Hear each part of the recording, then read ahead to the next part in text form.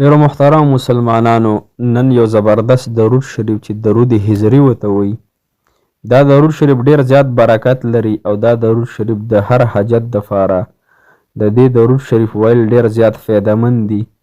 دا درود شریف په دې طریقه باندې تاسو وکئ، انشاء الله چې الله جل شانه ورسره ستاسو حاجات پوره کړي. او حدیث مبارکو کې راځي کوم انسان چې درود شریف ډیر وایي نو ته الله تعالی د دنیا او د آخرت خوشحالۍ ورکوي. د دنیا او د آخرت غمونه تکلیفونه د انسان نه الله تعالی لرې کوي. دا درود شریف چې تا د کمې مسلې دپاره وویل، انشاء الله چې هغه مسله به الله جل شانه د منټونو په حساب سره ختموي.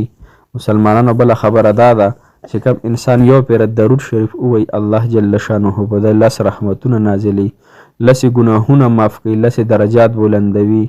دا درود شریف یو بهترین مسلمانانو عبادت دی، یعنی د جناب محمد رسول الله صلی الله علیه وسلم باندې چې کم سړی درود شریف وایي نو حدیث مبارکو کې راځي مفهوم یې داسې دی چې کم انسان ډیر درود شریف وایي دا په جنت کې ما سره داسې وي لکه دا 2 ګوتې مسلمانانو.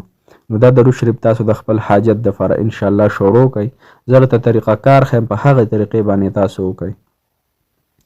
السلام علیکم ورحمت الله وبرکاتہ. محترم مسلمانانو، تاسو به روغ جوړ یئ، الله مو خوشحاله ساته، تاسو به ټیک ټاک یئ، الله تعالی ستاسو تمام حاجات پوره کړي، الله تعالی ستاسو تمام ضرورت پوره کړي.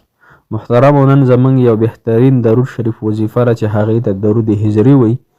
دا درود شریف د هر رنګه مسلې دپاره دی، د هر رنګه حاجت دپاره تاسو دا درود شریف ویلی شئ. انشاء الله چې دې سره به الله تعالی ستاسو حاجت پوره کړي. نو دا تاسو په یقین سره دا وظیفه وکړله، تاسو به انشاءالله د ژوند خوشحالو ته ګورئ، د ژوند مزو ته به تاسو ګورئ، ستاسو په ژوند کې به سکون راشي، ستاسو په ژوند کې به خوشحالۍ الله تعالی راولي او تاسو ته به الله تعالی ډیر اجر هم درکړي. محترمو، نن د لږې زندګۍ دپاره ټول مسلمانان پریشان حاله دي چې د دنیا لږه زندګي ده، هر سړی په څه ناڅه مصیبت کې گرفتار دی.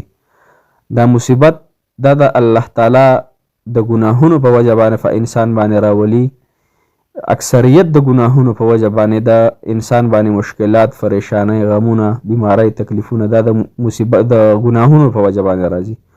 او ډیر کم خلک دي چې په هغوی باندې مصیبتونه د الله تعالی یا بیماری یا پریشانۍ یا امتحانات الله تعالی دې دپاره راولي چې دا انسان زه وګورم چې دا انسان څرنګې دی، زما بندګي کوي او که نه کوي. نو کم چې ډیر خلک په پریشانو کې اخته نو هغه ډیر خلک د ګناهونو د وجه نه دی، او کم چې لږ شان خلک دی، کم دینداره طبقه ده یا داسې عام خلک دی، هغه بعضې د امتحاناتو نه وجه نه الله تعالی ګوري. لهذا مو تاسو ځان چک کو چې آیا زما دا مشکل چې نه ختمیږي، زما دا بیماری نه ختمیږي، دا مشکلات دي، دا مصیبتونه دي، دا قرضونه دي، هر رنګه مسلې دي، آیا دا زما د ګناهونو د وجې نه دي؟ زه ګناهګار یم په حقیقي توګه باندې.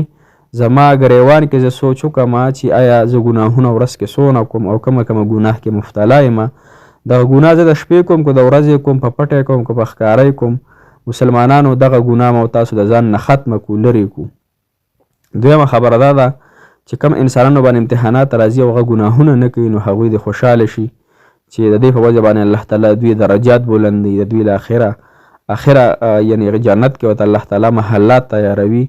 مسلمانانو ګناهونه پرېږدو او 5 وخته لمونځ شروع کړو، خود به خود به الله جل شانه د څېړم او تاسو ته هغه انعامات راځي، زما او ستا حاجات په الله تعالی پوره کوي.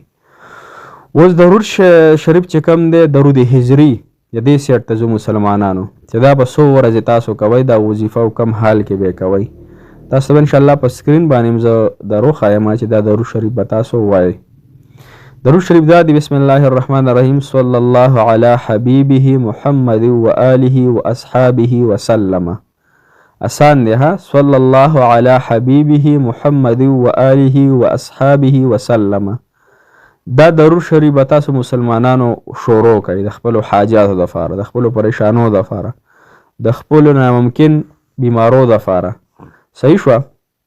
داسې کار به وکړئ تاسو مسلمانانو چې دا به روزانه تاسو 1000 مرتبه وایي، 1000 مرتبه.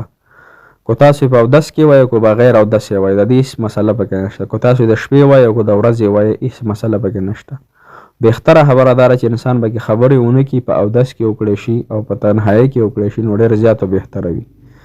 او کنه داسې یو کس کوي خبرې مو سره کوي خو غیبتونه به ورسره نه کوئ ګناهونه په وخت کې به نه کوئ موبایل هم راغستی په یو لاس موبایل استعمالوئ په یو لاس هغه ګانې بجانې او وغیره ټیک ټاک فیسبوک نو دې اثر بیا مسلمانانو نه دا چې څونه په یکسویۍ سره وشي محبت سره وشي شوق سره وشي د دې په وجه باندې موږ به د الله تعالی په رحمتونو کې ډوب شو ځکه چې یو الله تعالی یو پېره د نبي پاک سره باندې څوک درود شریف وایي الله تعالی به لس رحمتونه نازلوي نو چې هر کله مو تاسو په صحیح طریقې سره وي نو رحمتونو کې مو تاسو ډوب شو او د رحمتونو د وجه نه به الله تعالی زما او ستاسو دعاګانې قبول کړي دا روزانه زر فیرې وایي او ورسره یې د دې نه پس تاسو دعا غواړئ چې څه مسله ستاسو وي هغه مسله الله تعالی ته وړاندې کوئ چې یا الله د خپل محبوب صلی الله علیه وسلم د برکته د هغه د ښکلې چهرې د برکته او د هغه د ښکلې چهرې د سفارش مالک الله زمونږ د حاجت پوره کړي زمونږ دا مسله ختمه کړي الله زه ډېر ګناهګار یم الله زمونږ دا مسلې ختمه کړي